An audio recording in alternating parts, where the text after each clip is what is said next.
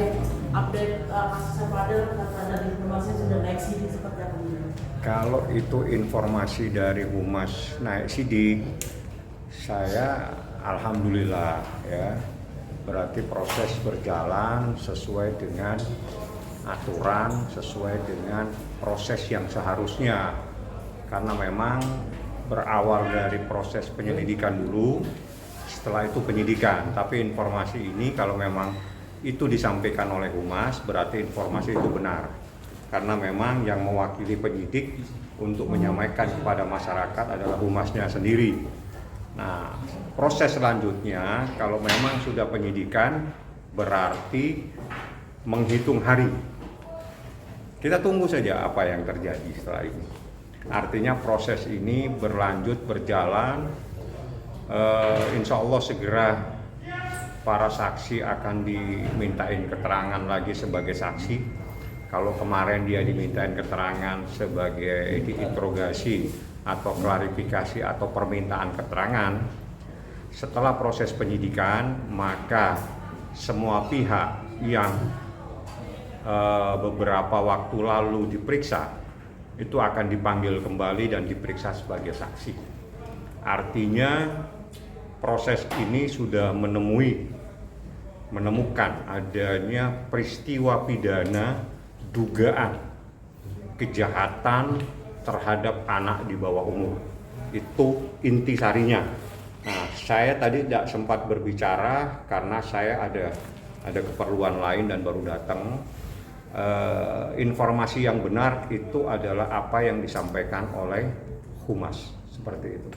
Bang Aniki sendiri setelah mengetahui kabar udah menaik penyidikan mungkin seperti apa? Ya, dia kan baru pulang ya, dan mungkin habis ini, kan ini informasi baru tadi ya, mungkin habis ini saya akan coba telepon Niki, karena dia mungkin WA, karena saya telepon suaranya memang agak sedikit mungkin capek karena habis pulang umroh. Nanti saya coba akan telepon.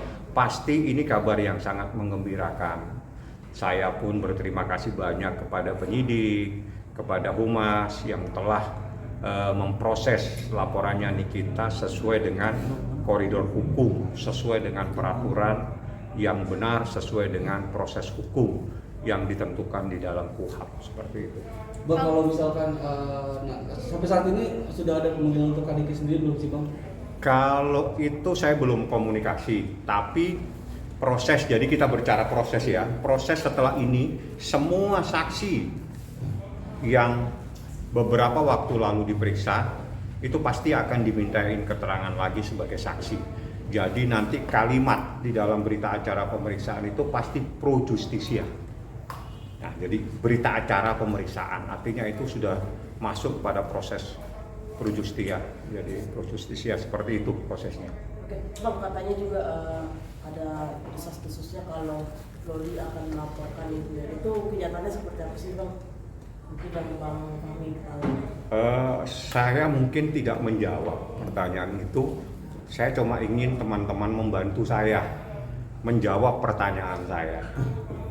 Ya, Laura Maizani Mawardi itu anaknya siapa? Oke, berapa umurnya?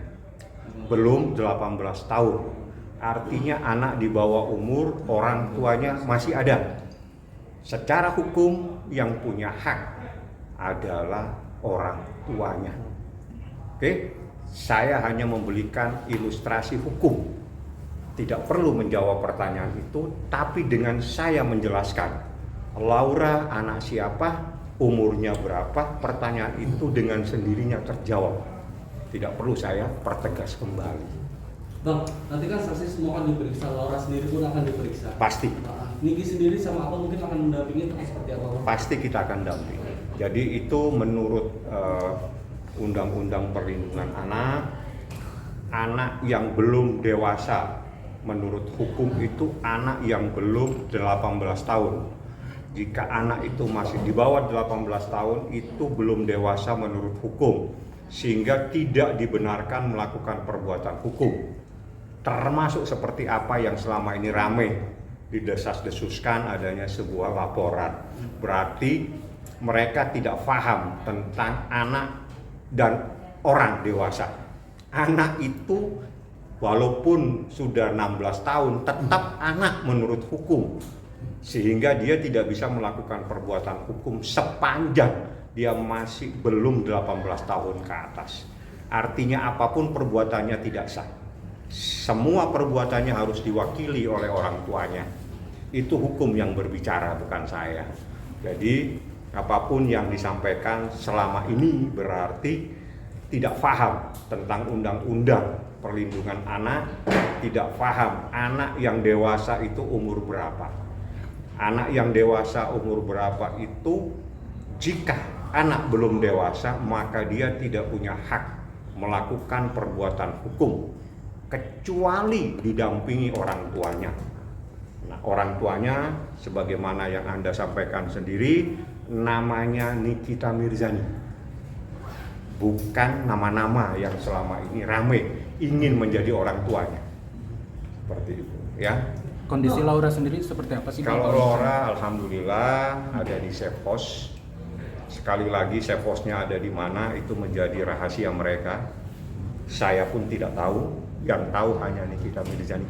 Ada permintaan mungkin dari Laura ke Niki? Ada beberapa permintaan, saya tidak sempat membaca, mungkin bypass ya, artinya dari pihak ibu yang melakukan perlindungan kepada Laura itu mungkin bypass kepada Niki tentang keperluan itu. Yang lain-lain saya mungkin tidak bisa terlalu dalam untuk masuk prosesnya. Yang saya harus lakukan adalah menindaklanjuti informasi yang baik ini, di mana tadi dapat informasi dari rekan-rekan media bahwa Humas telah menyampaikan secara tegas proses laporannya Nikita Mirzani dugaan tindak pidana kekerasan terhadap anak, kejahatan terhadap anak telah masuk dalam tahapan penyidikan.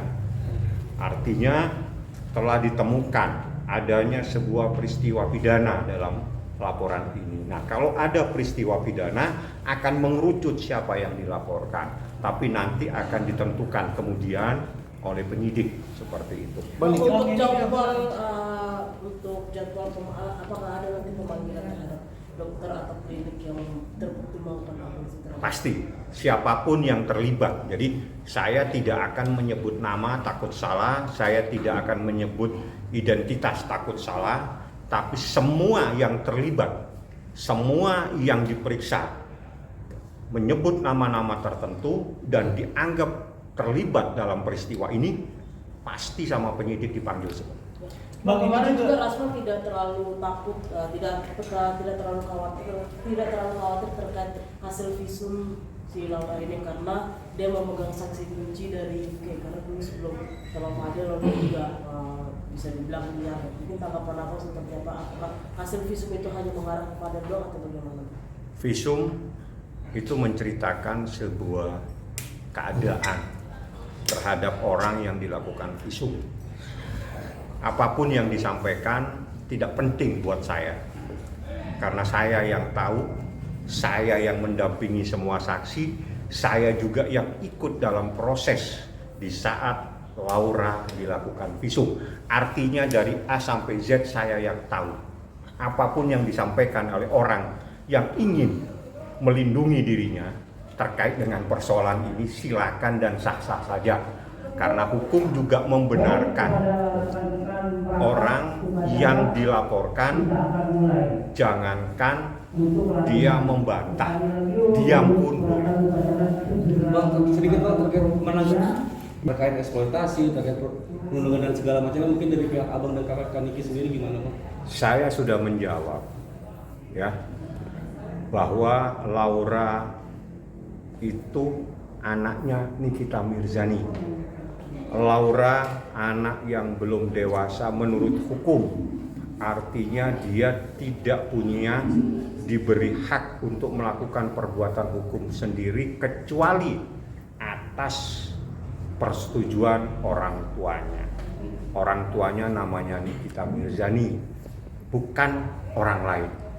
Tapi kalau tiba-tiba ada orang lain yang mencoba untuk mengaku sebagai orang tuanya, saya bingung jadinya. Jadi saya pikir ya kita kembalilah ke hukum aja lah. Bang, kalau Bang, ada misalnya lagi? terbukti bang semua diarahkan yang dituduhkan dan dilaporkan Niki ke Faden, ancaman hukumannya berapa tahun? Kalau ancaman hukumannya itu dalam undang-undang kejahatan terhadap anak maksimal 15 tahun. Ada beberapa pasal saya tidak perlu sampaikan karena terlalu prinsip perbuatan yang saya laporkan atau yang dilaporkan kita. Saya hanya menyampaikan bahwa maksimal ancaman hukumannya itu 15 tahun. Ya, kalau ancaman hukumannya 15 tahun menurut KUHP, siapapun yang menjadi tersangka maka penyidik punya hak untuk melakukan penahanan.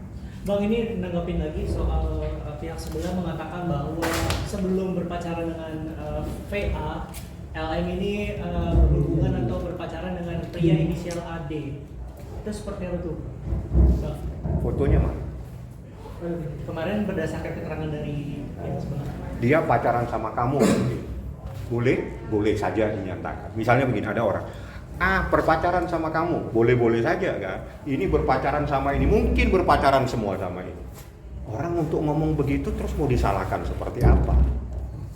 Boleh, silakan. Mungkin lagi ilustrasi mungkin dia lagi gimana. Bang, kabarnya mau dipanggil juga Bang sama penyidik Bang? Siapa? Niki. Pasti. Kapan bang? Diagendakannya? Nah ini kalau yang itu saya tahu, tapi alangkah baiknya tanya kepada humasnya, karena jangan sampai saya bilang misalnya besok lusa atau besok ya ternyata saya tidak terima panggilannya, saya salah. Tapi yang pasti menurut aturan semua saksi, bukan hanya Niki, semua saksi yang kemarin dimintain keterangan wajib dipanggil kembali dalam minggu depan. Ya, tapi kapan? Nah, itu pastinya jangan saya. Nanti saya salah lagi. Bang, artinya kalau udah naik penyidikan berarti dalam waktu dekat akan ada yang ditetapkan sebagai tersangka. Prosesnya seperti itu. Jadi saya tidak akan masuk kepada perkara ini, tapi prosesnya seperti itu. Artinya kalau sudah penyidikan, berarti sudah mengarah kepada siapa yang harus dipertanggungjawabkan, atau bahasanya siapa yang bertanggung jawab atas adanya peristiwa pidana tersebut. Tapi dari kuasa hukum sama dari Kaniki sendiri yakin ya kalau kayak akan jadi tersangka? Doain saja. Oke. Ya. Bang, menanggapi soal ini sedikit catatan klarifikasi Paula. Kenapa?